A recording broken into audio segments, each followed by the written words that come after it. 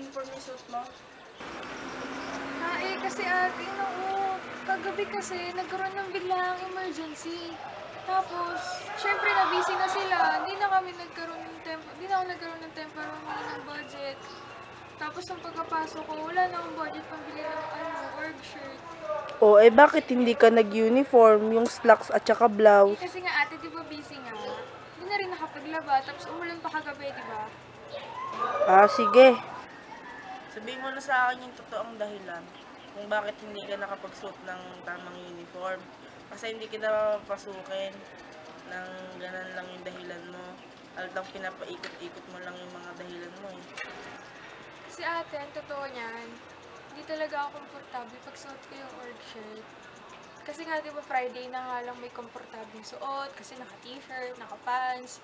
Siyempre, di ba, ang sarap lang ang gaan lang sa pakiramdam ng ganon. Kaya, ang kati-kati talaga nun. Kaya, pasensya na kung hindi ko nasuot. Sige, papapasukin na kita. Pero susunod din na kita papapasukin kapag ka ganun yung mga dahilan mo, tsaka hindi ka nakasuot ng tamang uniform, ha? Sige ate, salamat talaga. Grabe, next time talaga, di na talaga ako magpapasaway. Sorry talaga, grabe. Salamat. Ay, Ella, makakasama ka ba sa gagawin natin project sa Sabado? Naku, nga pala, no? Sa Sabado na pala yun. Teka, parang wala ata akong pera nun. Walang pera, di ba may trabaho ka nun? Kasi papaglabayin pa ako ng nanay ko sa Sabado. Siyempre, Sabado, yun lang yung libre kong araw. Yun lang yung time na pwede ako maglaba. Makatulong sa bahay, di ba? Stop mo muna. Di ba pwedeng sa ibang araw na lang? Hindi pwede kasi yung iba nating kagrupo eh. Yun na yung sinabing date kasi yun lang daw yung free nila eh. Paano yan? Wala ba akong pwedeng matulong sa ibang araw? Kasi sa Sabado, may mga pinapagawa rin sa akin ibang homework sa ibang subjects. Eh ako nga sa Sabado marami din gagawin eh. Dapat isingit mo din yung sa schedule mo.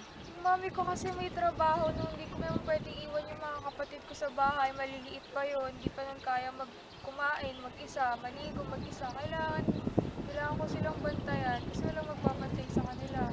Huwag na nga lang magpaliwanag sa leader natin. Sorry talaga, kailangan natin talaga mag-adjust. Grabe si Sir kanina, ano yun, yung quiz niya, grabe. Nakakasabi mo ng utak mo. Sakit sa ulo. Uy, Leda, ba't di ka pumasok? Hindi kasi nagkasakit ako, tsaka nilaglat ako, tapos na-traffic pa ako. Oo, ganun. Sayang, pinapis pa naman si Sir. Hindi, okay lang yun. Uuwi nga ulit ako eh. Kasi may sakit ako. Uy, balita ko, may gusto ka daw kay Dodong. Uy, wala ko gusto. Baho-baho kaya nun pag tumatabi sa akin. Nako. Crush na crush mo nga daw yun eh. Tumitili ka pag nakakita mo. Uy, hindi kadiri. Pero ang cute niya ng ngiti. Dadahilan ka pa. Minsan mo na kasi. Akin lang naman eh. Sa atin lang dalawa pa. Hindi nga, wala nga ako gusto din.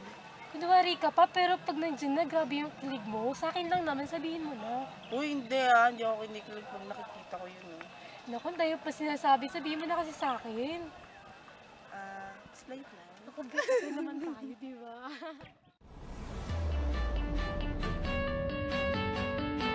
Fidel Rosario as myself. Hi, I'm Leda. As myself. Be myself and I,